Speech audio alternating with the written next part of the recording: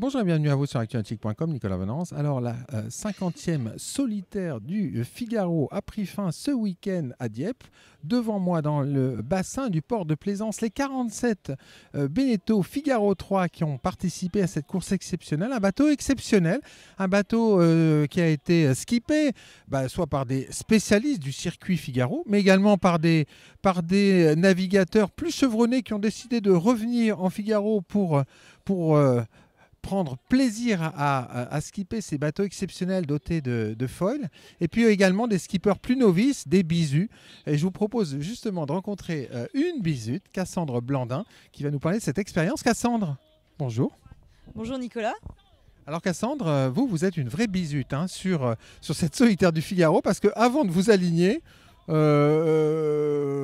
n'aviez pas beaucoup d'expérience sur ce type de bateau, sur ce type de course au large. Non, c'est vrai que moi je viens des Rivers, voilà, j'étais en équipe de France en 470, mais avant ça j'avais quasiment jamais navigué en habitable. Voilà, j'avais dû faire 2 semaines de J80 dans toute ma vie.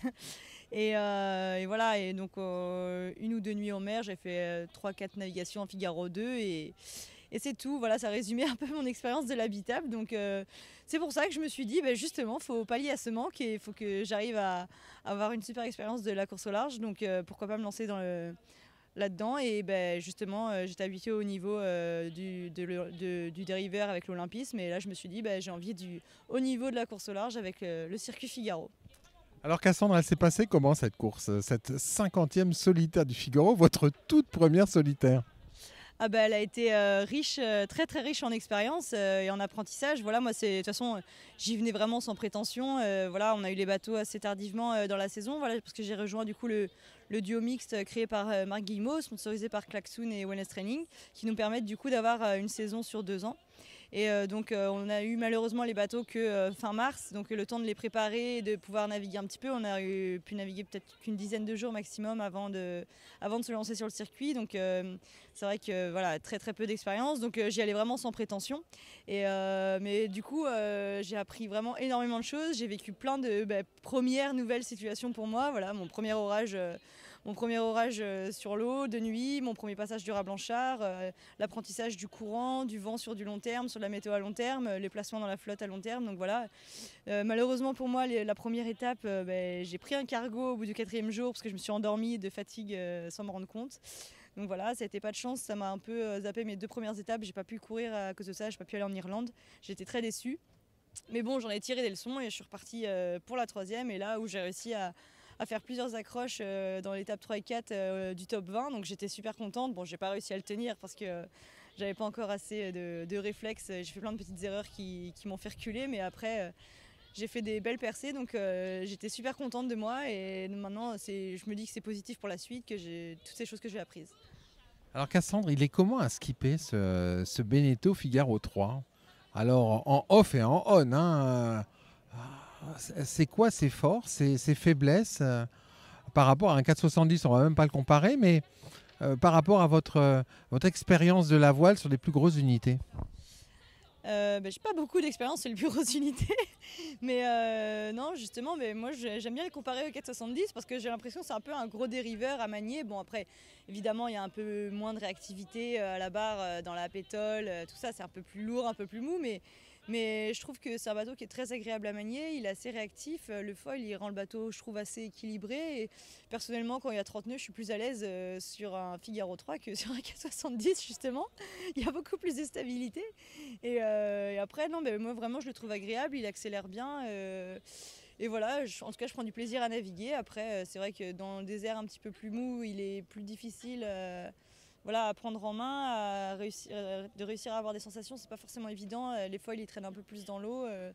Voilà, mais dès qu'il est sur son rail, on sent qu'il accélère bien. Et moi, j'apprécie beaucoup en tout cas. Et après, pour toutes les faiblesses, je pense que j'ai pas encore assez de recul technique pour vraiment réussir à sentir exactement pour l'instant ce qui va pas sur ce bateau. Mais ça viendra sûrement. Voilà, je vais trouver ce qui a amélioré sur le mien. Alors il y a beaucoup plus de jeux de voile que sur un Figaro 2. Tous les skippers sont revenus avec des mains dans un état assez pitoyable. Alors ça, c'était vraiment une expérience aussi que vous avez vécue? Ah oui, je pense que là, on a tous été pareils, on est tous revenus avec des mains vraiment polies et rouges qui brûlaient. C'est vrai que moi, les derniers envois, là, les derniers changements de voile, j'avais vraiment, même les manœuvres, hein, les écoutes, tout ça, j'avais vraiment mal aux mains, ça brûle. On tire sur les écoutes et là, ça brûle vraiment sur les mains, même avec les gants. On essaye de mettre un peu de crème, mais bon, ben voilà, non, c'est pas un mythe, ça fait vraiment mal aux mains avec tous ces changements de voile, mais bon, c'est le jeu, hein, va falloir faire un peu plus de cornes et puis voilà. Sachant que ces changements de voile, ces jeux de voile supplémentaires, ça permet aussi de développer une stratégie plus individuelle pendant la course. Ben, ça laisse plus de possibilités, j'imagine d'aller chercher des vents à des moments, de réaccélérer d'une façon ou d'une autre, d'avoir des angles beaucoup plus variés de descente ou de remontée. Donc voilà, c'est vraiment à nous de sélectionner les voiles en fonction du projet stratégique qu'on veut faire par rapport, je pense, au Figaro 2, ou de ce que j'ai vu à la cartographie, moi, de l'extérieur. Ça avait l'air d'être des trajectoires beaucoup plus proches en moyenne. Et vu que les voiles étaient assez similaires, les trajectoires l'étaient aussi. Alors que là, il y a tellement un choix de voile qu'il y a un choix de trajectoire qui permet d'aller chercher plus ou moins certains événements qui se passent sur l'eau. Donc ça ouvre sûrement le jeu. Ouais. Cassandre, votre pointe de vitesse maximum atteinte pendant cette course? Pendant celle-ci, je sais pas, ça doit être 13 nœuds à un moment, peut-être 13, 14 nœuds, 13 nœuds. 14 je crois. Mais la plus vite, ça a été 18 nœuds à la Solo Concarneau. J'ai vraiment apprécié. Alors, avant de conclure, quelle est la suite du programme maintenant que cette 50e solitaire est passée? Next step. Bah là, on a le Tour de Bretagne du coup au mois de septembre. Voilà, il y a la Douarnenez-Riron aussi. On ne sait pas encore si on l'a fait. Là, on doit discuter de ça en rentrant parce que c'est vrai que ça devait aller jusqu'à Horta. Nous, on n'avait pas forcément l'occasion de la faire jusqu'à Horta, mais là, du coup, on va en rediscuter en rentrant. Mais en tout cas, sûr, il y a le Tour de Bretagne en septembre et après, ça repart pour une saison l'année prochaine. Voilà, avec solo Maître Coq, solo Concarneau et puis la Transat AG2R et à nouveau la solitaire, quoi, pour cette fois arriver un peu mieux préparé. Alors, entre le 470 et le Figaro 3?